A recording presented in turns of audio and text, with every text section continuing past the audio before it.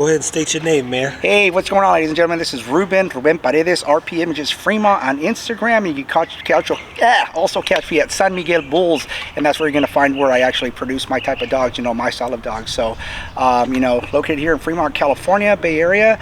And other than that, we're going to go ahead and see what Trevor has for us today. He's going to load up on the questions, and hopefully I have the answers. And if you don't have the right answer, just ask a better question. All right, oh, the day I've been waiting for this. I've been waiting for this, people. You don't understand. Hey, just for the record, yesterday I wasn't able to be here, and not because I didn't want to be here. I mean, a lot of people here, my friends, including Trevor. He's one of the reasons I'm out here. I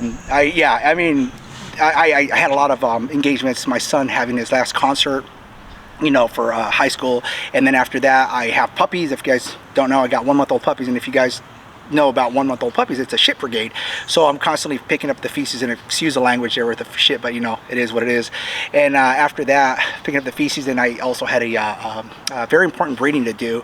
And once I commit to a breeding, I watch the whole thing through, so I couldn't let them down. So I was going to get out here and try to get in the meantime, but unfortunately, I'm still like almost 2 hours away. I'm more towards the bay. This is more towards the eastern area, Lodi. So, but still, the important thing is that I'm here, right now. So let's do something, man. Man, so listen, breeding seems to be the thing that keeps people super interested in our conversations and everything that they're attempting to do.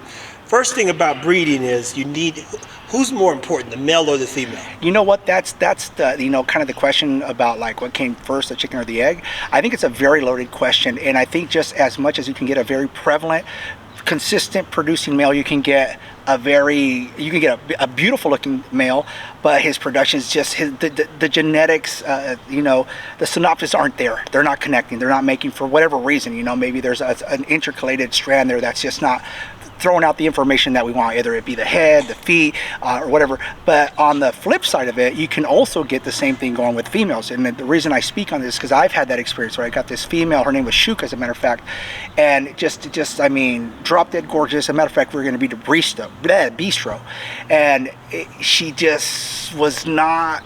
And I had some very, now luckily the males that we did use on her were proven producers, and they kind of balanced things out. But her as a producer, man, I hate to say it, but I think it goes 50-50, to be honest with you. I'm gonna put my name on it, and I'll have the science to back it up. I'm not just speaking out my I'll have the science to back it up. So anytime you're making those productions, you're getting information from the mother, from the father, and they have to symbiotically work together. They have to intercalate together. They have to, intertwine together. Now, unfortunately, depending on what particular genetic, either it be a recessive or a genotype or a phenotype, whatever is there, sometimes they don't come out to shine. Sometimes they don't come out, and it's nothing to do with how you're breeding. That's just the way, that's just the law of nature, and you can't find nature. Nature's always going to come out, abroad and winning. So there in tail comes where I love to work off of coefficiencies. And it gives me a predictability because it gives me a strand. And if you follow some of my pedigrees, you'll look at some of the dogs like from the 1970s, de la Parure. They're a little bit on the taller side. And in Denmark, they were doing great, also in France. But as and I can't call it evolution because, that's a Darwinian theory. And Darwinism, it takes thousands of years for evolution to go, but I do see a change per se, and you'll see like within the standards of this country, which is the AKC, FEDCA, they call for certain weights, certain components, and you'll even see judges favoring that type of style of dog. So what I've been doing is I'm also a big believer in line breeding and inbreeding, and that's where I've been able to kind of, I hate to say this, and I'm going to go on record and do it because it hurts. This is a dog I have a lot of love for. You guys probably knew about Canek, and I started working my line off of him. And as a matter of fact, Jess Lopez hit me up and said something about like I don't have a line because I haven't done 3 generations. Well, guess what? I have 7 generations in. So I kind of abandoned ship on that, and there was just some things I wasn't happy with. If you guys want more details, don't hesitate to hit me up. But I'm kind of a perfectionist, and what is perfection? Well, perfection doesn't exist, but the pursuit within itself is beautiful. Sorry about the train back there. Hope you guys caught that. Perfection doesn't exist, but the pursuit within itself is beautiful. And I might go crazy trying to find that, but I nitpick down from the color of their nails, down to the color of their nails, to the Hershey Kiss tail. And there's one particular female that doesn't have a perfect tail, but I threw in the male that had the tail, and guess what? We kind of got more of a and I got this one. I do have the evidence to prove it to you guys. I think I'm at a 70 ratio. 70 got the tails, 30 didn't. So to answer your question, what's more important in this case for the tail? It was the male that gave me the actual thing that I was looking for. The female, though, the female gave me some other qualities. So, you know, it's almost like putting together a jigsaw puzzle. You're missing this piece, you put it there. You put this piece, you get there. You know, and I think you can make breeding very easily, but you can also make it very difficult. But here and therefore, if you don't have the proper genetic code, like the cheat code, I call it cheat code, to know that you're going to extrapolate those particular features, and you're working with what I call a Frankenstein pedigree put together with all kinds of pieces, guess what? Those puppies, you might get one or two and you're like, oh my goodness, but what's the ratio on that? Let's say it's 10 puppies, just to make it easy for mathematics, and 2 of them come out. That's a 20% ratio. It's not going to work for me. 20% predictability on 10 puppies, a 20% ratio. I need to be hitting in between 60 and 70. And so with that, say for example, I got a litter of 10 puppies. That 6%, you know, that 60%, let's say 6 of them are hitters. My other 40%, the other 4 puppies, I'll put them in pet homes, and I'll do the community a favor and say no breeding rights whatsoever. And it could be something, like I said, I'm getting really nitpicky. I'm splitting hairs. It could be something as small as the nose set. The nose set might be too low. I don't want that. I like nice, you know, where you make that interjection at the nose and it crosses the eyes. And, you know, but like I said, now I'm starting to get down to splitting hairs. So therefore, I think it's a symbiotic relationship. You need both male and female. That is interesting, because, you know, we always kind of go back to that. Females are more important, but it's all dependent on coefficients, pedigree, and what you're putting into it. 100%. And you bring a good point, because let's just go to Mother Nature, right? When you're on the wild, and what do people flock to? If you see a flock, I'm not going to say seagulls, even seagulls, but I'm going to say a herd or a flock of peacocks.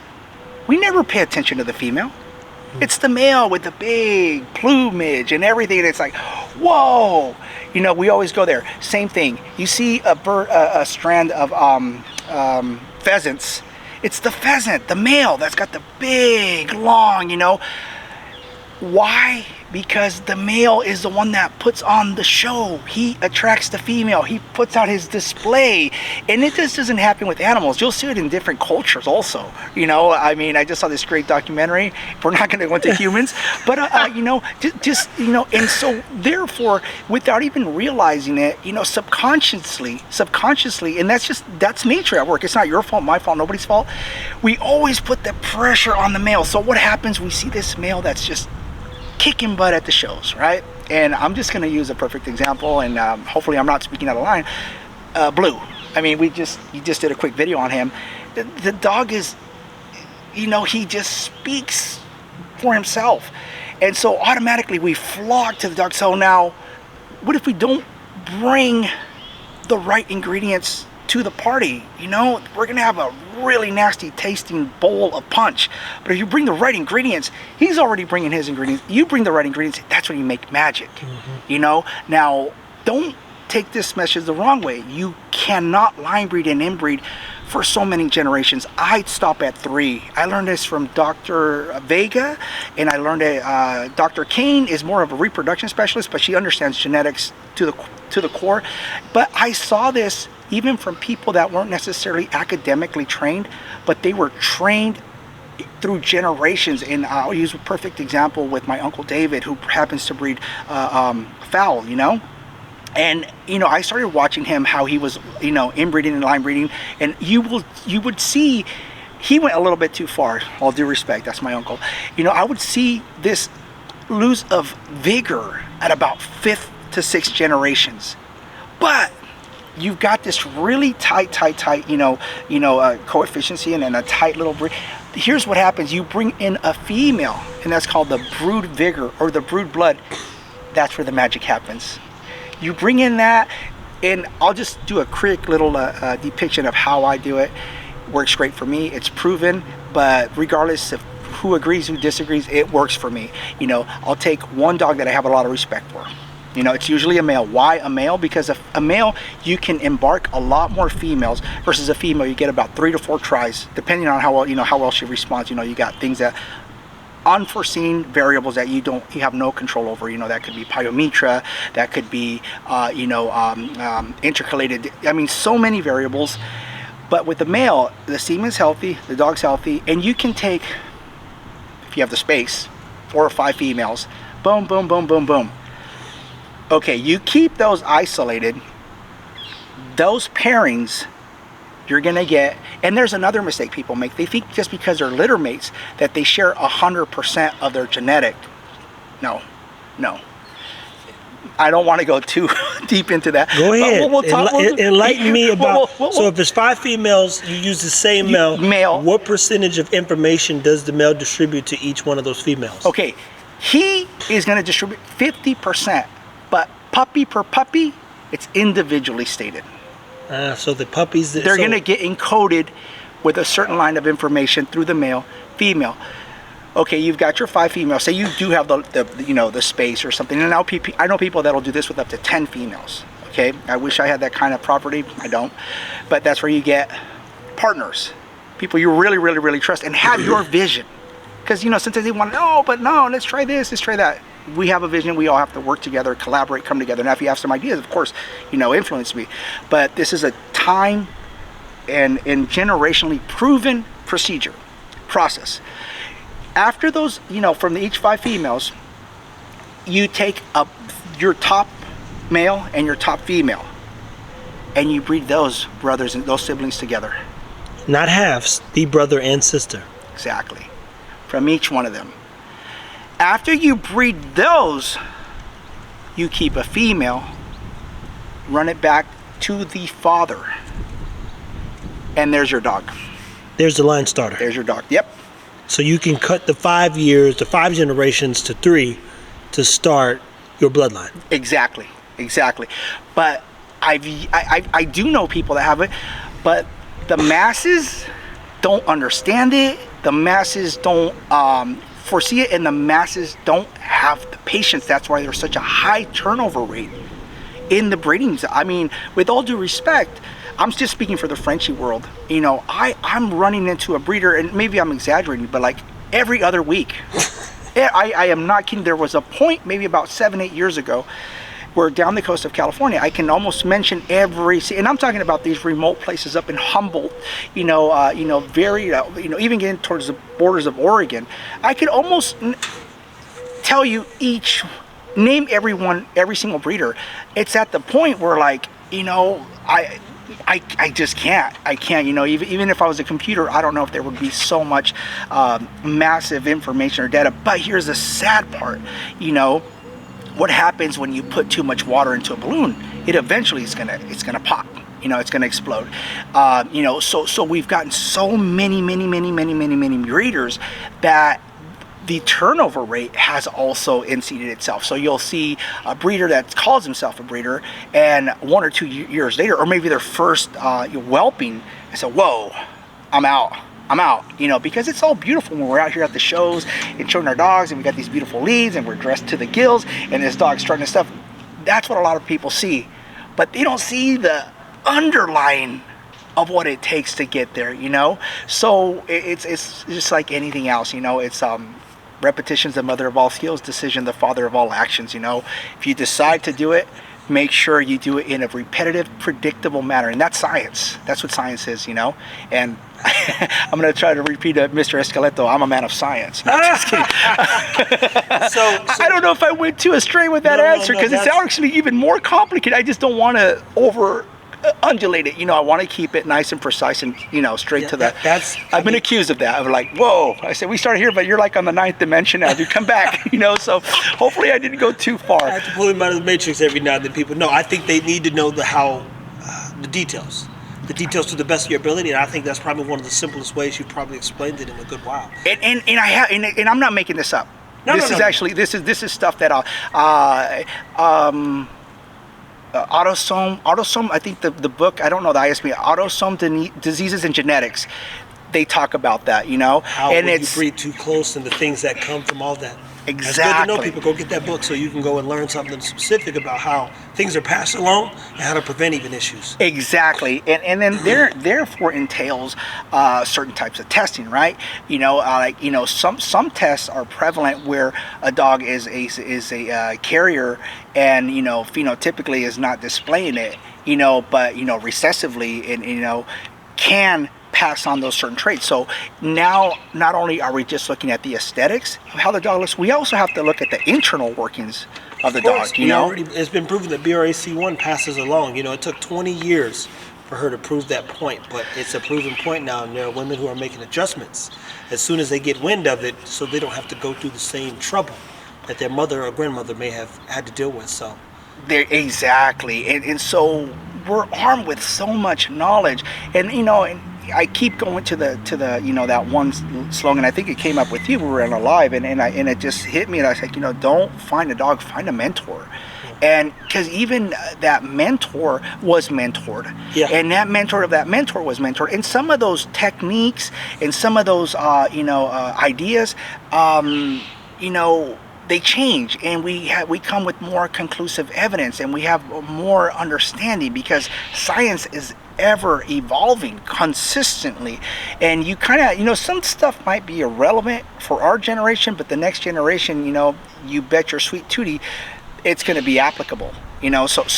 And of course I'm not telling, but there are some instances, and I'm a perfect prime example of that. I went and rearranged my entire, I was basing it off of one dog, and I love him, I still love him to death, you know. I'll never, and like I said, it's a little bit intimate, the information about him, and nothing wrong with the dog himself, but there were some things that were starting to show, and I said, and I didn't want to stay stuck in that, you know, region, trying to, because I could have cleaned it up, but that's just, I mean, I'm old, you know, I'm 50 years old, so I need to watch every single move that I make of, you know, and not look at it so much as money, but as in time, because now I'm at the point where, yeah, money's great, you know, but I value more my time than the money, because I know that time I can't ever buy back, you know. So, you know, that's kind of where I'm at, and it's a, you know, I wouldn't say unfortunate, because he did some great things, and there's some lines that we're still going to work, you know, that are in other people's yards, but we're going to reincorporate it with this generation of dogs. And we're still not set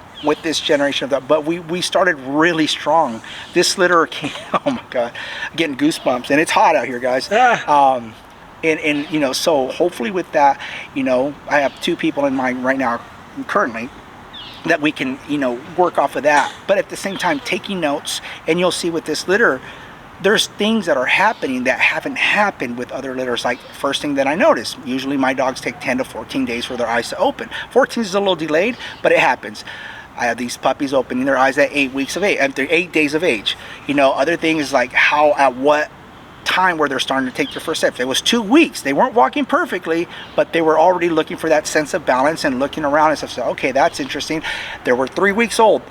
I usually start feeding mush at about 4 to 5, and it was almost 3.5 weeks, and I started feeding mush. I said, oh, wow. So there's all these really, so in terms of vigor and vitality and you know, health, I mean, we're there.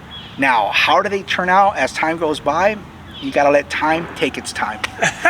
My man, so listen, we'll finish this one up. This is about 20 minutes. This Oh, is wow. perfect. Look, 20 minutes in already? that's good. This is good. This is what I need. Look, people, if you're watching this particular one, I got 2 more. We're going to go shoot a little bit of the show, come back. I'm going to get as much as I can out of Ruben before he leaves. It's only 12:25. That was 20 minutes of information that hopefully helps you in your program.